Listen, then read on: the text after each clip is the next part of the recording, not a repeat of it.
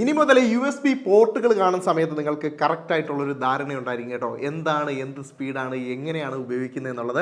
USB പോർട്ടിലോ USB കേബിളിലോ ഇതുപോലുള്ള white നിങ്ങൾ കാണുന്നുണ്ടെങ്കിൽ ഇതെന്ന് പറയുന്നത് വളരെ ബേസിക് ആയിട്ടുള്ളൊരു USB പോർട്ടാണ്. USB 1.0 എന്ന് പറയും. ഇത് 1.5 Mbps മുതൽ 12 Mbps വരെയാണ് ഇതിൻ്റെ മാക്സിമം അച്ചീവബിലിറ്റി എന്ന് പറയുന്നത്.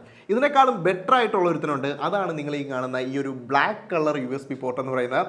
ഇത് USB 2.0 ആണ്. ഇതിൻ്റെ സ്പീഡ് റേറ്റിംഗ് എന്ന് പറയുന്നത് 480 Mbps ആണ്. ബ്ലാക്കിനേക്കാളും ബെറ്റർ ആയിട്ടുള്ള USB പോർട്ടുകളാണ് നീല കളർ USB പോർട്ടുകൾ.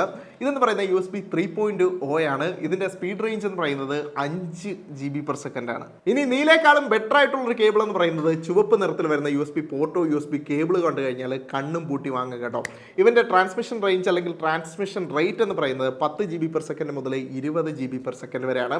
മാത്രമല്ല ഇവന് മറ്റൊരു ക്വാളിറ്റിയുടെ ഉണ്ട്. ചുവപ്പ് USB പോർട്ടുകൾ നിങ്ങൾ കമ്പ്യൂട്ടറിലൊക്കെ കാണുന്നുണ്ടെങ്കിൽ നിങ്ങൾക്ക് ഈ പോർട്ടിലൂടെ ഈവൻ കമ്പ്യൂട്ടർ ഓഫ് ചെയ്താൽ പോലും നിങ്ങൾക്ക് നിങ്ങളുടെ ഡിവൈസ് ചാർജ് ചെയ്യാൻ വേണ്ടിയിട്ടുള്ളൊരു ക്യാപ്പബിലിറ്റി കൂടെ ഈ പോർട്ടുകൾ കൊടുക്കുന്നുണ്ട്.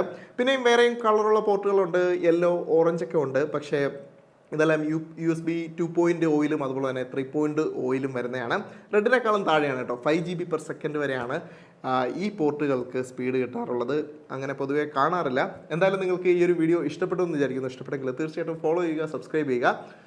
അടുത്തൊരു വീഡിയോയിൽ കാണാം.